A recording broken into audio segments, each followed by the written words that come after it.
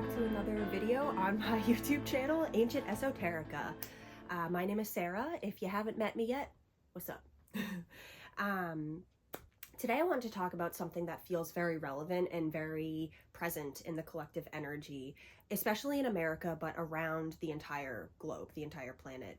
And that is this concept of why it is important to love our opposites and to love those who are walking a different life path, who have a different point of view, and who basically see the world and operate in the world differently. And the reason why I feel like this is so important is especially because in America we've got all of this polarization going on politically. And I have really considered myself someone who walks the middle path, who takes the middle way in all areas of life. I don't really stick to one religion. I don't stick to one party, one viewpoint. I really like to be neutral and in the middle and to weigh all options and to really see both sides. Because I feel like if you're polarized in one side or the other, you're only seeing one half of the picture. You're only seeing one little puzzle piece in this whole grand puzzle. And so a big reason why we as souls incarnate on planet Earth in the first place is to learn through opposites. Duality is present on this plane. Not all worlds in our universe basically operate in duality.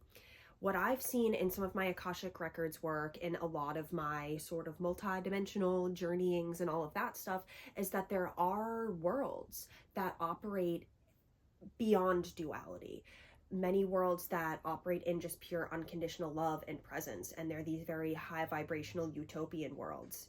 And then there are also these worlds that resonate with more of the negative polarity, that are, you know, very controlling, very authoritarian, like I said, that negative polarity. And then there are worlds that operate more in that positive polarity, which is, you know, very freedom-based, nature-based, that stuff.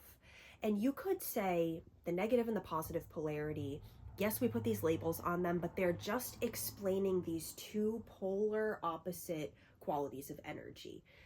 And you can say that all energy falls on this spectrum between fear and love.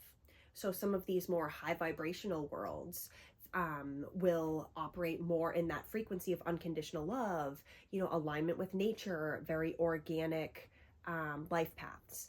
And then more in that negative polarity will be those who are more drawn towards technology and control, you know, I don't want to say anti, just moving away from source, moving away from that which is organic and nature, and really getting into that, like I said, technological dystopian energy. And then there are those worlds that rise above all of that, that see the purpose in both of those dual aspects and who honor them and kind of see them for what they are in more of a neutral perspective. And so when we're down here on Earth, there is a spectrum of these polarities. You know, there are those who are operating more in a fear-based consciousness and those who are operating more in a love-based consciousness, and then everything that falls in between that spectrum. You know, some people swing more in one polarity, some people swing more in the other, and they can interchange, they can go back and forth. And so I do believe that we come here to learn through opposites, as I said. So we will experience but also situations of contrast, of extreme difference and dissonance, you know, things that are not resonant with who we are, to teach us more about who we are. Now, we will experience contrast to teach us lessons, to help us to appreciate that which is not us, because especially if we get more isolated in one pole, if we get more isolated in what is comfortable, what's similar, what's resonant and familiar to us, maybe we can become a little overly judgmental of that which is contrasting and that which is different from us. So our own soul will put us into these situations to help us love our opposites and to help us to see that that which we're judging and that which is different from us is not less than us. It's not worse than us. It just is. It's just a different expression, different form of energy. And so something that I've really been cultivating and learning is how to deal with and how to love people who are on a completely different and opposite life path of me. And the reason why I correlate this to politics and to a lot of the scene that's going on right now is because a lot of the people who were involved in the winning polarity and who were on the winning side of things, you know who you are, a lot of them will spew a lot of hatred and anger and frustration at this losing polarity. And it's very valid, because I'm not here to say who's right, who's wrong, who's better, who's worse, but I definitely do see that there is one side of history, there is one side of humanity that resists change, that wants to be powerless, that does not want responsibility for their incarnation. They do not want the systems of oppression to be changed. They want everything to stay exactly the same as they are used to. And they are very much engulfed in fear of this change, and they're projecting a lot of demonization onto those who want to change things. And then you see the other polarity who thinks that they are doing God's work, which is true, who thinks that they are better than, that this other side is evil. And all of this stuff might be true. You know, there may be those who are more on the positive side, the right side of history. You know, they want to change things. They want to make this world healthier. You know, they want to remove these toxins that's in our water supply, that's in our food. And then there are other people who don't, and I don't understand them. And it definitely is why I'm moving through this lesson right now, because how can we love those who don't see eye to eye to us, who don't see the world the same way, and who don't operate the same way? You know, those who don't want to change, those who don't want to learn the truth. They don't want responsibility for their incarnation. They want everything handed to them. They want to be told what to believe, etc. How can we love them and see that maybe they just need a hug? You know, maybe they don't need to be told they're wrong, because in their frame of reference and their state of consciousness, they are right and you are wrong. You know, I've seen this on both sides of the spectrum, that both sides are saying the exact same thing. They are both projecting that, like, oh, this person's a fascist, this person, like, it, you just change the names, change the political party, they're saying the exact same thing. Both sides think that the other side is a fascist. Both sides think that the other side is evil, is going to ruin this country, is going to destroy America. You know, they both are saying the same thing. And if you were to put, you know, record these people, for example, and their perspectives, and then record the other side and play them back, maybe there will be some contrasting ideas. Maybe there will be some different things. But both sides are just so caught up in demonizing the other side that I feel like nothing's really getting done. And we're just dividing more and more.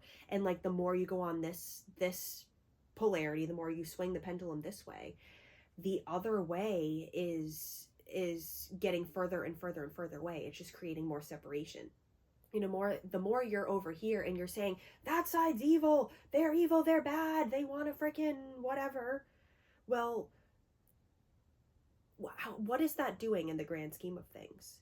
It's just cornering this person, pushing them away, and making them more apt to fight back and say, well, you're doing this and you think this and you're evil. And it's like this battle that's getting everyone nowhere.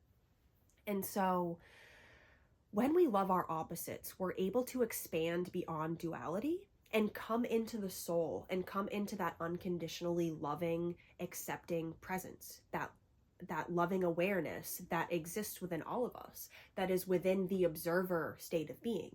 Because we are not our thoughts, we are not our emotions, we are that which observes everything.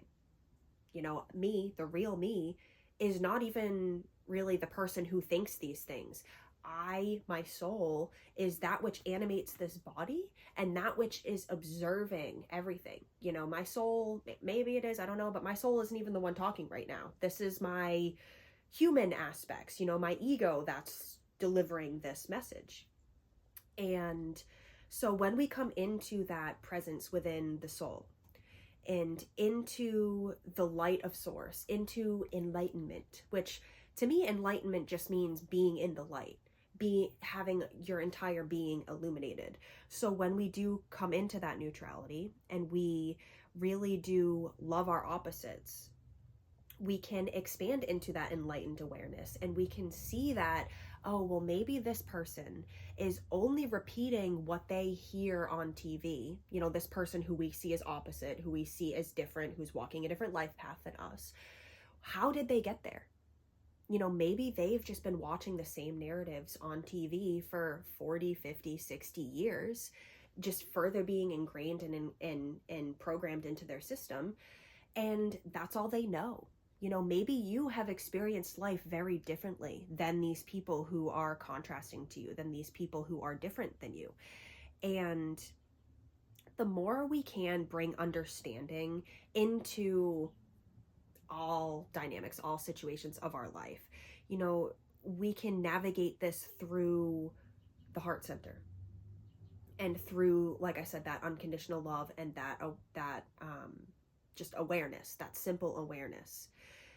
When you open your heart center, you are able to anchor more acceptance and release judgment of that which is opposite to you, of that which is different to you. Even if you are deeply committed to your health and those around you are not, and they are almost committed to anti-health and to numbing and suppressing and, et cetera, how can you love that person and see maybe where they're suffering or where they're struggling? Because we all have a story. We all have a history. And when we see through the lens of the other, that see that, like, oh, maybe that person never received love in their childhood. Maybe they see the world the way they do, and maybe they are the way they are because they were very much neglected in childhood, and they were told, like, this is the way things are. There's nothing you can do to change it, so just accept it.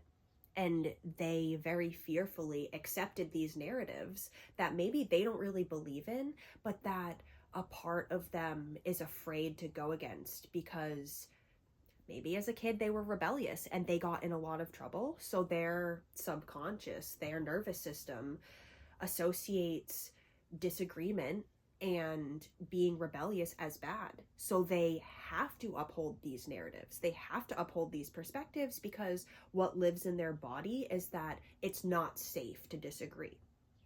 And so put yourself in this other person's shoes.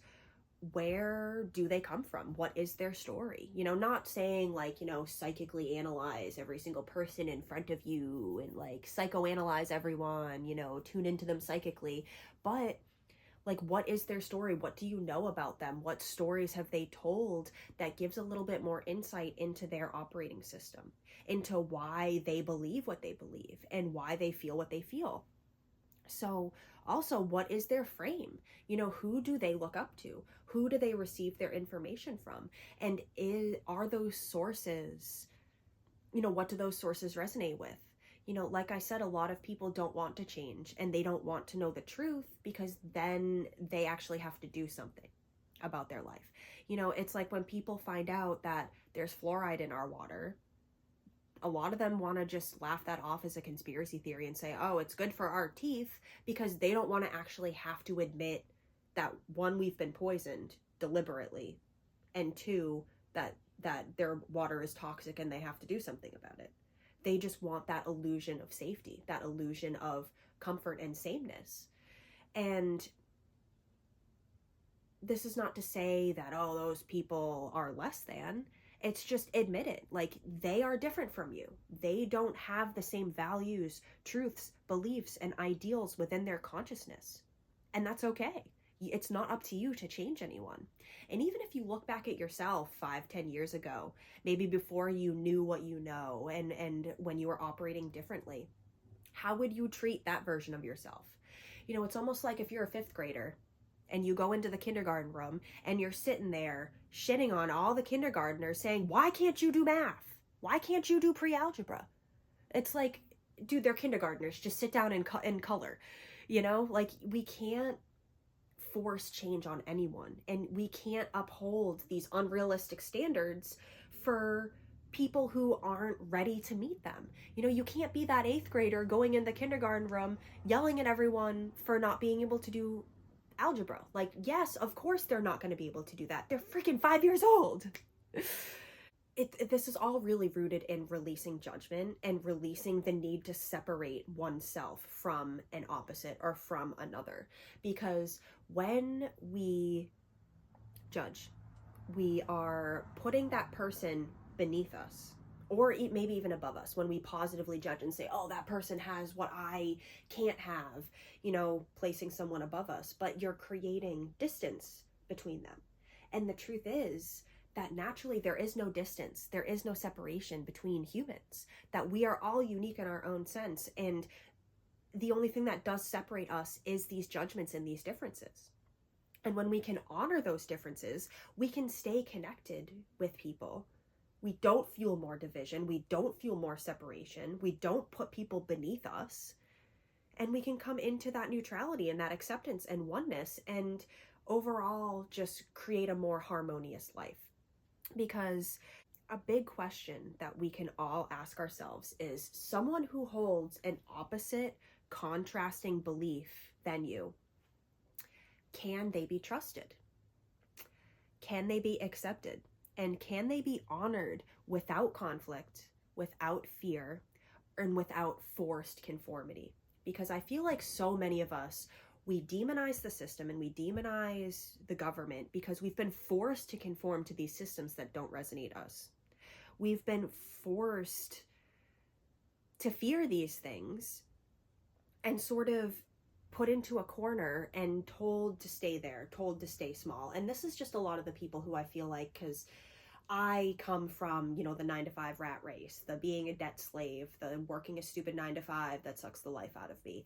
And I felt very much cornered into like, oh, that's just the way it is, you know, that's just what you have to do. But I have a contrasting opinion. Like, I see the world differently. And I shouldn't have to force myself into this corner and force myself to conform if there's more out there for me. And so, can I love these people who walk opposite paths than me, who see things different than me? And can I love those things and choose what's best for me?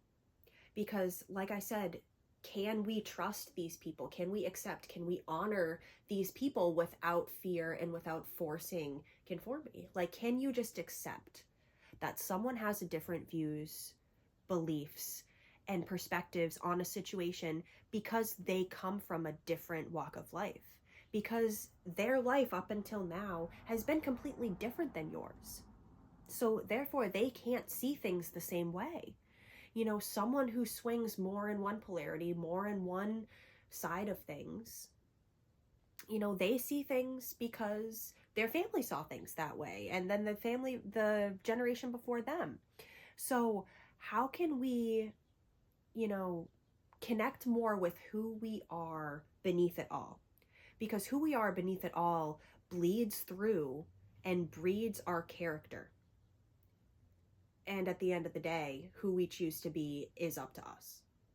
So when we more see the soul in others and we see them for who they are, you know, see the energy that is underlying the face and the words that are being spewed, you know, that is what breeds character, you know. And the more we see that positive character in others and step away from how these people are showing up inauthentically or how they're projecting shadows, etc., that character can be more strongly built, and you bring out the soul qualities in them. Because if you just look at someone and you say, oh, they're just an idiot because they believe this, well, maybe you're holding yourself back from seeing the innate genius that underlies all of that, that bleeds through all the thoughts, all the perspectives, etc. And at the end of the day, like I said, who we choose to be is up to us. So who that person is being, whoever we see as our opposite, they are choosing to be that way. And how can we understand them and love them? You know, even those who are completely different from us, who are polar opposite to us. And I really do believe that that is through coming into the heart and choosing love over division and egoic superiority. Because the ego wants to see itself as more important. The ego operates in hierarchies. But that can only get us so far. And I feel like we're being called into the wisdom of the soul, especially at this time, so we don't freaking blow each other up. You know, I was watching a movie last night, and just it just blows my mind that humans will hunt other humans just following orders. Like, we will kill each other. Kill someone who has a family, who has a mother, who has a father, who has aunts, uncles, siblings, whatever. We will kill another human being just because someone who is barking orders as us has a different perspective than them. Like, how many wars has humanity gone through? And when are we going to learn our lesson that, like, those people we're fighting and we're killing and we're demonizing? Yeah, maybe they did some fucked up shit. You know, the Nazis, they weren't good people. But how can we love them regardless? And that can sound really bad. Like, what? Love Nazis? What? But the more you fight and the more you push away and you demonize, nothing changes. People never heal. We never transcend the ego and its sense of superiority. And I really feel like what we need is a big dose of humbleness, and to really see our oneness and the interconnected nature that runs through all of us. That the only thing that separates us is our egos and our beliefs in our minds. That who we are at our core, we're all souls. We're all unique in our own sense. We are all humans. One human family. You know, if you have siblings, how many times have you fought with your sibling, but you love them anyways? You know, how can you come back to that sibling-like love, even for these people who are doing really bad things? And this is hard for my human, this is hard for my ego, because I've looked a lot into the shadows of this world, and I've seen the horror that humans will do to one another. And it's really been like part of my role at this time to love even those people, because hurt people. And the more I shame and I demonize these people who are just hurting and who are just acting in the ways that they know how to, you know, the more I demonize them, the more pain I cause them. And nobody needs more pain. We've had enough of it. What we need right now is love and acceptance and coming into that oneness and that interconnected nature that runs through all of us. You know, that unconditional love, that infinite loving awareness that resides within all of us. Because when we choose to see the oneness of all things over that which divides us, that which makes us different or less than, over what separates us and demonizes difference, the more we see that oneness, the more we can come into love, and we can offer our loving presence to even the worst people, because those worst people, all they really need is love. You know, a lot of these people who swing on one pendulum swing to the other, you know, those who are in the extremes, the polar opposite extremes, I think that what really will bring us to neutrality, to see eye to eye, to live more harmoniously, is love. Because even those who are on the right side of history, who are advocating for health, who want to change things, they need more love in their life too, because they're so stuck in a lot of the fear and the hatred of what those on the other side of life have been doing to all of us.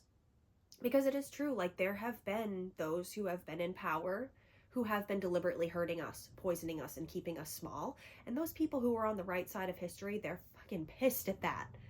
You know, when you wake up, you either get really pissed off and want to fight against tyranny and against that which oppresses you and that which is hurting you, or you want to just hide from it and just act like everything's fine when it's not. Both are a response to the same energy. So how can we come back into that awareness? How can we bring more love into the situation? Because our differences are sacred. You know, our uniqueness is sacred, and it's what makes us an individual. We're not all meant to conform. We're all not meant to be a one-size-fits-all human. You know, we all have these innate differences that make us who we are. And the more we can honor those and bring those out, bring out the positive aspects of our differences, the more we will come into harmony and into that oneness and into that acceptance. And then we can move forward and build a new world and build something, structures that better serve us, that empower us. Because that's what it's all about. This new earth stuff, the Great Awakening, it's not about being right. It's not about shitting on, demonizing, punishing those who've done wrong. It's about coming into balance, coming into wholeness, and moving forward and creating a new world. It's not about locking up everyone you see as your adversary, everyone you see as doing something wrong. Well, see them for who they are. See how they've been misled by their own thoughts or by, false light authority figures. See them as human. Because fuck, they are human. And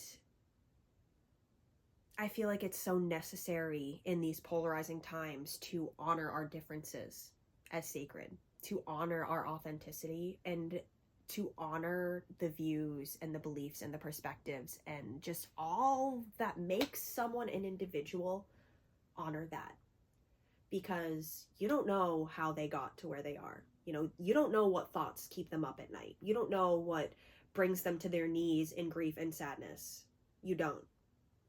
You might act like you do, but you don't. And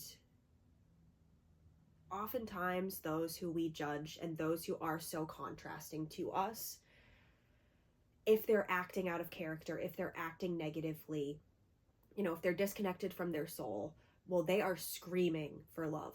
They are screaming for spirit, for soulful connection. And yeah, they may push it away, but oftentimes what we push away, we need to bring closer in order to heal and in order to become more whole. Because if you think you're ugly and you are pushing away those who are pretty, maybe those who are pretty you actually need to bring closer to yourself to remind yourself of what makes you pretty. Don't demonize that which is opposite of you. Bring it closer. Love it, embrace it, because it could be something that you yourself are lacking. And that's not to say that those who are pro-health and pro-life, they're needing anti-health and anti-life, but maybe they're just needing the understanding and the awareness and the acceptance, and just to hold space for those who are opposite and those who are not, and those who are swinging in the other side of the spectrum. So I think that's all we've got. Just remember, folks, this life is a gift. Every day is not promised. And our mind likes to keep us caught up. Our ego likes to keep us caught up in that egoic superiority, that like, I'm better than, and look at me, I did this, so I'm better than you. And, we want to get caught up in those stories and those narratives. But at the end of the day, we all die. That's a bit dramatic, a dramatic note to end this off on, but really sit with it. Like, are you really making good use out of this gift of life? Are you so afraid of dying that you never live? And are you so afraid of accepting and loving your opposite that you are just creating more separation and you're just creating more pain? Because like I said, we all need love.